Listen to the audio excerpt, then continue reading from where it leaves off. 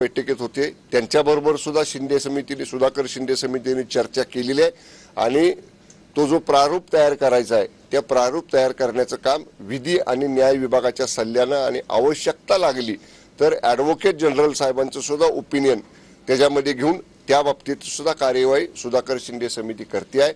त्याचबरोबर सकल मराठा समाजाच्या मागण्यांच्या संदर्भातला सुद्धा या ठिकाणी आपण चर्चा केली। महत्त्वाचा विषय माननीय मनोजदादांनी जो सांगितला होता की हैदराबाद गॅजेट, सातारा संस्थान गॅजेट आणि मुंबई गॅजेट हे लागू करण्यासाठी त्यांची आग्रहाची भूमिका होती। याच्या बाबतीत जे आपलं मंडळ किंवा जे आपले अधिकारी हैदराबाद गॅजेटच्या संदर्भामध्ये तेलंगणा गव्हर्नमेंटकडे गेलेले होते आणि तिकडून जे दस्तऐवज जे डॉक्युमेंट्स आमच्या अधिकाऱ्यांनी प्राप्त करून आणलेले आहेत त्याच्यावर जस्टिस शिंदे समितीकडे ते सुपूर्द केलेले आहेत। जस्टिस शिंदे समितीचं त्याच्यावरती कार्यवाही किंवा त्याच्यावरती कामकाज सुरू आहे। परंतु सोमवारी मंत्रिमंडळाची बैठक संपल्यानंतर मराठा आरक्षण मंत्रिमंडळ उपसमितीचे प्रमुख मान्य चंद्रकांत दादा, मी असं आम्ही तिघ चौघ जण मिळून जे एक मार्गदर्शक मंडळ जस्टिस भोसले, जस्टिस गायकवाड आणि जस्टिस शिंदे साहेबांचं या आरक्षणासंदर्भात नेमलेलं आहे। तर हैदराबाद गॅजेटियर, सातारा गॅजेटियर आणि मुंबई गॅजेटियर या संदर्भात त्या आमचं जे मार्गदर्शक मंडळ आहे निवृत्त न्यायमूर्तींचं त्यांच्याबरोबर आम्ही सोमवारी बैठक करणार आहोत आणि यातनं मार्ग काढायचा आमचा प्रयत्न आहे।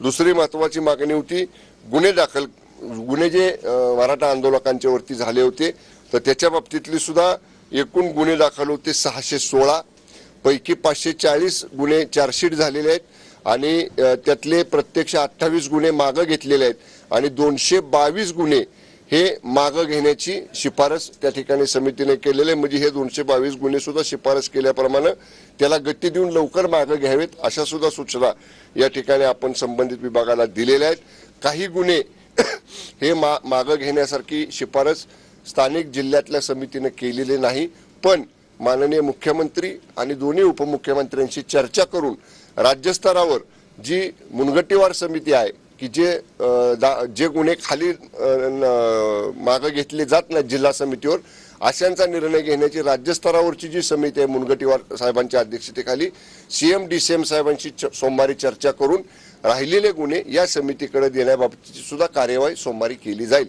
याचप्रमाणे सकल मातंग समाजाचे जे प्रश्न होते त्या बाबतीत सुद्धा आमची सविस्तर चर्चा त्यांच्याबरोबर या ठिकाणी झाली।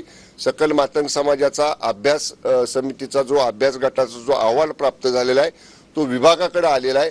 तो समितीच्या सन्मान्य सदस्यांच्या समवेत सोमवारची मंत्रिमंडळाची बैठक संपल्यानंतर माननीय मुख्यमंत्री महोदयांना आणि दोन्हीही उपमुख्यमंत्री महोदयांना तो अहवाल सादर केला जाईल। सुप्रीम कोर्टनं माननीय सुप्रीम कोर्टने अबकड करण्यासंदर्भातला आदेश आरक्षणामधला मातंग समाजाच्या संदर्भातला दिलेला आहे।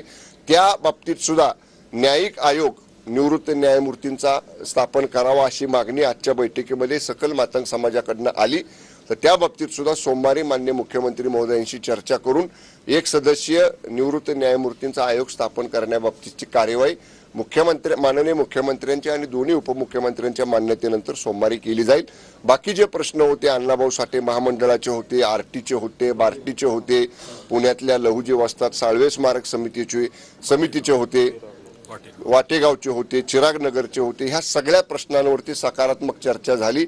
स्मारकांच्या कामाला आवश्यक त्या निधीची उपलब्धता या वर्षीच्या अर्थसंकल्पात आपण केलेली आहे आणि अजून जरी निधी लागला तरी सुद्धा तो सुद्धा उपलब्ध करून जी स्मारकं सुरू आहेत वाटेगावचं मान्य अण्णाभाऊ साठेंचं जे स्मारक आहे तिथं जागेची अडचण होती, पण मगाशी आयुक्ताने आम्हाला सांगितलं की ते मोजणीचे पैसे भरून 1 महिन्यात ती सुद्धा प्रक्रिया गतीनं पुढे नेण्याचं काम होईल।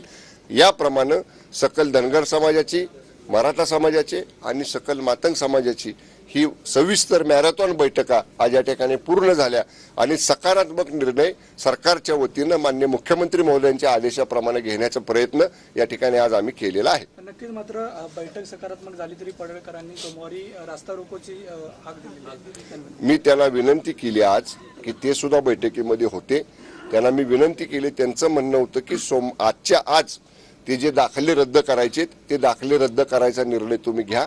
परंतु त्याला आमच्या अधिकाऱ्याने सांगितले त्याला एक प्रोसिजर आहे, ती प्रोसिजर फॉलो न करता जर दाखले रद्द केले तर कायदेशीर अडचण येऊ नये म्हणून मी त्याला विनंती केलेली आहे पडळकर साहेबांना. आणि त्यांचं म्हणणं होतं की जो GR काढायचा आहे त्या GRचं प्रारूप तात्काळ या ठिकाणी तयार करा. पण मी पडळकर साहेबांनी विनंती केली की ते प्रारूप सुद्धा तयार करण्यासाठी जेवढ्या लवकर शनिवार रविवारी सुद्धा आपण अधिकाऱ्याला या संदर्भातलं काम करण्याच्या सूचना आजच्या बैठकीमध्ये दिलेल्या आहेत.